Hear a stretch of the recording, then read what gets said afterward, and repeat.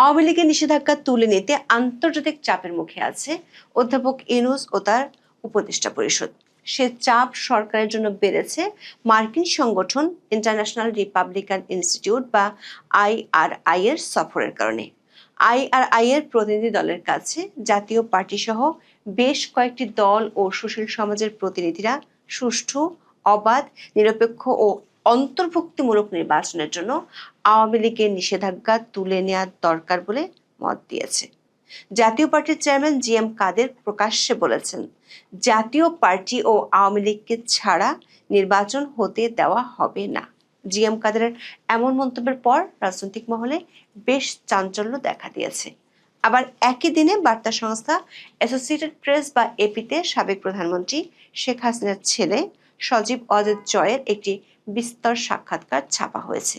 সেখানে তিনি বলেছেন, একটি নির্দিষ্ট রাজনৈতিক দলকে বাদ দিয়ে নির্বাচন করা হলে তা একটি প্রহসন হবে। তবে দেশি বিদেশি এমন চাপের মুখে অধ্যাপক ইউনূস ও তার ঘনিষ্ঠজনরা কৌশল খুঁজছেন কিভাবে আওয়ামী লীগকে আটকানো যায়। সরকারের একাধিক সূত্র বলছে, আওয়ামী লীগের নিষেধাজ্ঞা তুলে নিতে হলে সরকার তার আগে এমন পরিস্থিতি তৈরি করতে চায় যাতে দলটি কোমর সোজা করে দাঁড়াতে না পারে।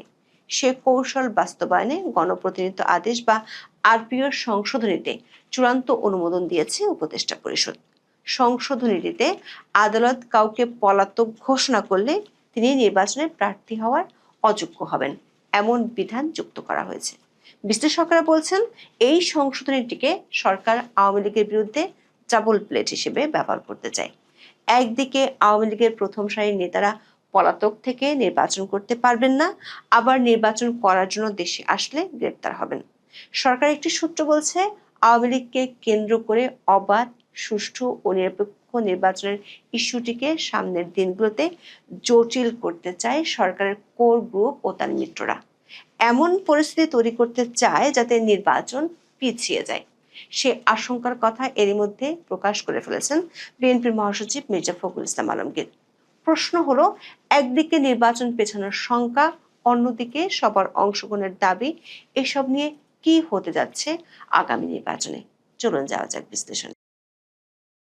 আওয়ামী লীগের নিষেধাজ্ঞা তুলে নেওয়ার জন্য অধ্যাপক ইউনূসের ঘনিষ্ঠ হিসেবে পরিচিত 6টি আন্তর্জাতিক মানবাধিকার সংগঠন যৌথ চিঠি পাঠিয়েছে। এর আগে থেকে অনেকগুলো বিদেশি রাষ্ট্রদূত বিষয়টি সরকারের নজরে এনেছে। আবার ফেব্রুয়ারির প্রথমার্ধে ত্রয়োদশ জাতীয় সংসদ নির্বাচন অনুষ্ঠিত হবে। সরকার এমন ঘোষণার পর আদৌ নির্বাচনের পরিবেশ আছে কি না তা যাচাইয়ের জন্য বিভিন্ন দেশের প্রভাবশালী সংস্থা বাংলাদেশে আসা শুরু করেছে। বর্তমানে বাংলাদেশে এসে বিভিন্ন দল, সংগঠন ও প্রতিনিধিদের সাথে বৈঠক করছে যুক্তরাষ্ট্রের প্রভাবশালী সংস্থা ইন্টারন্যাশনাল রিপাবলিকান ইনস্টিটিউট বা IRI। বাংলাদেশে এসেছে Netherlands institute for multi party democracy বা NIMD। আগামী 25 থেকে 31 অক্টোবর যুক্তরাজ্য থেকে বাংলাদেশ সফরে আসবে কমনওয়েলথ সেক্রেটারির পক্ষ থেকে নির্বাচনের সম্ভাব্যতা যাচাইয়ের জন্য একটি দল। দর্শক, IRI এবং কমনওয়েলথ টিমের রিপোর্টের উপর আগামী নির্বাচনে যুক্তরাষ্ট্র, কমনওয়েলথ এবং যুক্তরাজ্যের পর্যবেক্ষক আসা এবং নির্বাচনী সহযোগিতার বিষয়টি চূড়ান্ত হবে। এক কথায় অধ্যাপক ইউনূস যে বিশ্বকে নির্বাচন করে দেখিয়ে দিতে চান, সেটির সফলতা অনেকখানি নির্ভর করছে এর উপর। বাংলাদেশের সফরে আসা এসব বিদেশি সংস্থাগুলো সরকার অনুমোদিত দল ও গোষ্ঠীর সঙ্গে আলোচনার পাশাপাশি তারা সরকারের তোপের মুখে থাকা দলগুলোর সঙ্গেও কথা বলছে। ফলে সরকার একতরফা ভাষ্যের বাইরের তথ্য পাচ্ছে IRI সহ সংগঠনগুলো। ফলে এসব বৈঠক সরকার নীতি নির্ধারকদের জন্য তৈরি করছে অস্বস্তি। প্রতিনিধি দলের সদস্যরা 21 অক্টোবর যমুনায় প্রধান উপদেষ্টার সঙ্গেও বৈঠক করেন। সেখানেও অন্তর্ভুক্তিমূলক নির্বাচনের বিষয়ে আলোচনা হয়। অধ্যাপক ইউনূস বলেন, বাংলাদেশ একটি শান্তিপূর্ণ ও অন্তর্ভুক্তিমূলক নির্বাচনের পথে রয়েছে। সরকার শান্তিপূর্ণ ও উৎসবমুখর ভোট আয়োজনের বিষয়ে কাজ করছে। তবে সরকারের দাবির অসারতা ধীরে ধীরে পরিষ্কার হয়ে উঠছে IRI এর কাছে। মাঠ পর্যায়ে তাদের পর্যবেক্ষণ যুক্তরাষ্ট্রের নীতিতে কি প্রভাব ফেলবে সেটি বড় প্রশ্ন হয়ে উঠছে। 23 অক্টোবর জাতীয় পার্টির চেয়ারম্যান জিএম কাদেরের সঙ্গে বৈঠক করে যুক্তরাষ্ট্রের আইআরআই প্রতিনিধি দল। সেখানে জাতীয় পার্টির পক্ষ থেকে জানানো হয়, বর্তমান অন্তর্বর্তী সরকার অধীনে জাতীয় নির্বাচন নিরপেক্ষ হবে না। ঢাকার একটি হোটেলে হয় এই বৈঠক।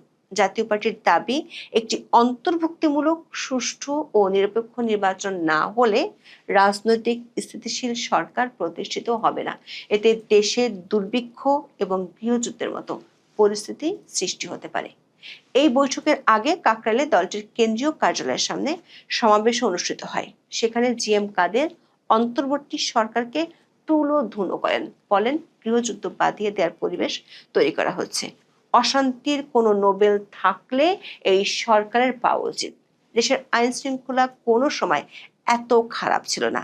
জিএম কাদের বলেন, আওয়ামী লীগকে যে বাদ দেওয়া হয়েছে এর কোনো অর্থ নেই। আওয়ামী লীগকে আপনি দল হিসেবে বাদ দিতে পারেন না বলে দাবি করেন জিএম কাদের। তিনি বলেন, জাতীয় পার্টিকেও বাদ দেওয়া হয়েছে, আর 3% লোক নিয়ে তারা এখন ইলেকশন করতে যাচ্ছেন। তারা এই ইলেকশন করতে গেলে সেটা কোনো ইলেকশন হবে না। সরকার একটি সূত্র বলছে, অদৃশ্য এক চাপে জাতীয় পার্টিকে সরকার সমাবেশ করতে দিতে বাধ্য হয়েছে। সরকারের একজন নীতি নির্ধারক বলছেন, বিষয়টি খুব রহস্যময়। আওয়ামী লীগ সরকারের পতনের পর থেকে অন্তর্বর্তী সরকারের মিত্র দলগুলোর সহজ টার্গেটে পরিণত হয় জাতীয় পার্টি।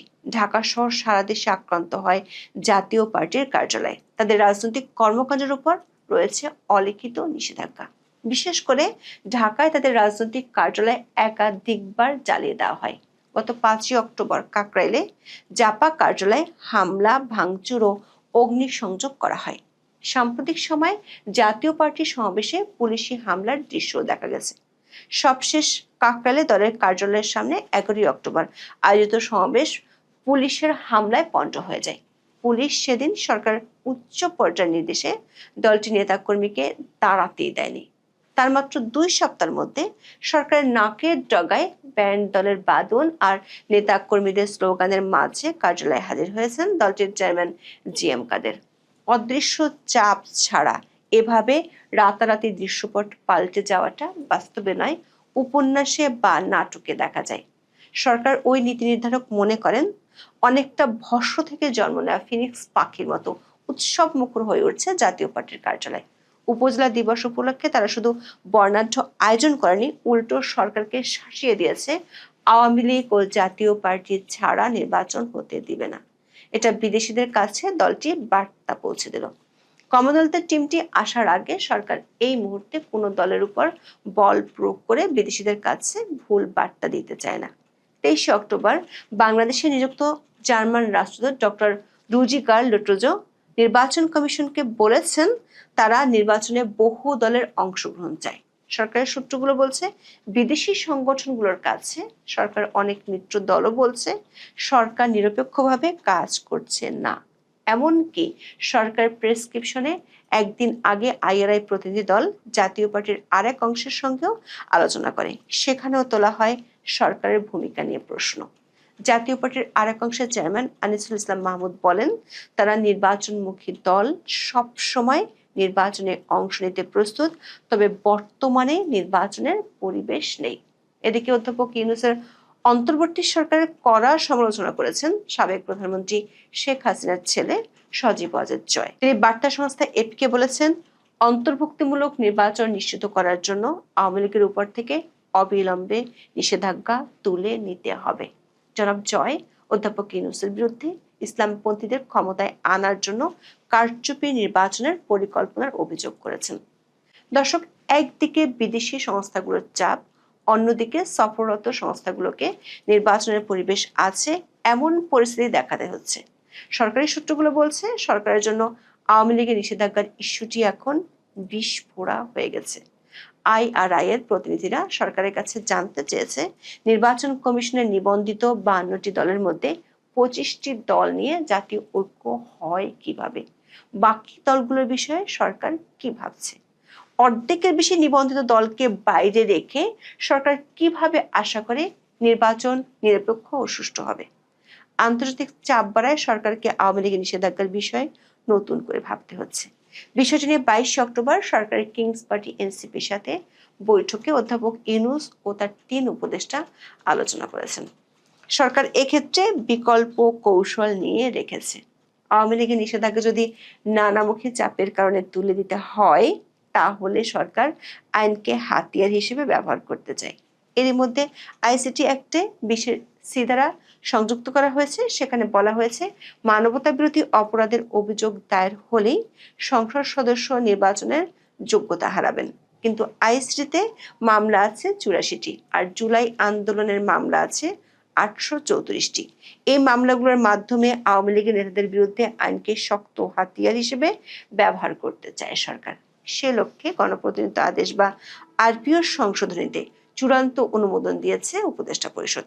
23 অক্টোবর এই অনুমোদন দেওয়া হয়। নতুন সংশোধনীতে বলা হয়েছে, আদালত কাউকে পলাতক ঘোষণা করলে তিনি আর নির্বাচনে প্রার্থী হওয়ার যোগ্য হবেন না। এতদিন পলাতক থেকেও প্রতিনিধির মাধ্যমে প্রার্থিতা সাবমিট করে নির্বাচন করা যেত। আইনটি যে আওয়ামী লীগের প্রথম ও দ্বিতীয় সারির নেতাদের ঠেকাতেই করা হয়েছে, সেটি পরিষ্কার উপদেষ্টা আসিফ নজরুলের কথায়। পলাতক আসামি বলতে কাকে বোঝানো হয়েছে এমন প্রশ্নের জবাবে তিনি বলেছেন, পলাতক হচ্ছে আদালত যখন পলাতক ঘোষণা করে। যেদিন আদালত আপনাকে আসতে বলছে, পত্রিকায় বিজ্ঞাপন দেওয়া হয়েছে, আসছেন না, তখন আদালত পলাতক ঘোষণা করে। দর্শক, এরই মধ্যে শেখ হাসিনা ও আসাদুজ্জামান খান কামালকে পলাতক ঘোষণা করে পত্রিকায় বিজ্ঞপ্তি দেওয়া হয়েছিল। সরকারের সূত্রগুলো বলছে, এই সংশোধনীটি শুধু আওয়ামী লীগের নেতাদের নির্বাচনে অংশ নেওয়া ঠেকাবে না, যদি কেউ নির্বাচনে অংশ নিতে চায় তাকে দেশে আসতে হবে এবং আসলে গ্রেপ্তার হওয়ারও আশঙ্কা থেকে যাচ্ছে। নির্বাচনের আগে আওয়ামী লীগের জন্য এমন একটি পরিস্থিতি সরকার তৈরি করতে চায় যাতে দলটি কোনো সময় না পায়। সংবাদ সংস্থা এপির কাছে দেওয়া সাক্ষাৎকারে এই বিষয়টি সামনে এনেছেন সজীব ওয়াজেদ জয়। তিনি বলেছেন, নির্বাচনী প্রস্তুতির সময় না দিলে সেই নির্বাচন আন্তর্জাতিকভাবে স্বীকৃতি পাবে না, কারণ অন্তর্বর্তী সরকার অধীনে ব্যাপক রাজনৈতিক হয়রানি ও মানবাধিকার লঙ্ঘন চলছে। দর্শক, সরকার এমন কৌশলগুলো শুধু যে আওয়ামী লীগকে ঠেকানোর জন্য তা নয়, বরং অনেকেই মনে করছেন ফেব্রুয়ারিতে ঘোষিত নির্বাচন পিছিয়ে যাওয়ার ক্ষেত্রে আওয়ামী লীগের নিষেধাজ্ঞা ইস্যুটি অনেক বড় ইস্যু হিসেবে কাজ করতে পারে। জিএম কাদের যখন নির্বাচনের সব দলের অংশগ্রহণের দাবি তুলছেন, ঠিক তখন ভোট নিয়ে নতুন করে সংশয়ের কথা জানাচ্ছে বিএনপি। তাদের সন্দেহের তীর জামাত ও এনসিপির দিকে। মহাসচিব মির্জা ফখরুল ইসলাম আলমগীর ঢাকায় এক অনুষ্ঠানে নির্বাচনকে কেন্দ্র করে কিছু দলের মনোভাব নিয়ে হতাশার কথা জানান। বলেন, দুঃখজনকভাবে কিছু রাজনৈতিক দল নানা টালবাহানা করে নির্বাচনকে পেছানোর চেষ্টা করছে। একই দিনে আরেক অনুষ্ঠানে প্রধান উপদেষ্টার পক্ষ থেকে সাংবিধানিক আদেশ জারির দাবি নিয়ে প্রশ্ন তোলেন বিএনপি নেতা সালাউদ্দিন আহমেদ। যমুনায় 22 অক্টোবর ডক্টর মোহাম্মদ ইউনূসের সঙ্গে এনসিপি ও জামাতের সঙ্গে বৈঠকের পর বেশ চিন্তিত বিএনপির হাইকমান্ড। তারা মনে করছেন, রাষ্ট্রপতির সাংবিধানিক এখতিয়ার কেড়ে নিয়ে অধ্যাপক ইউনূস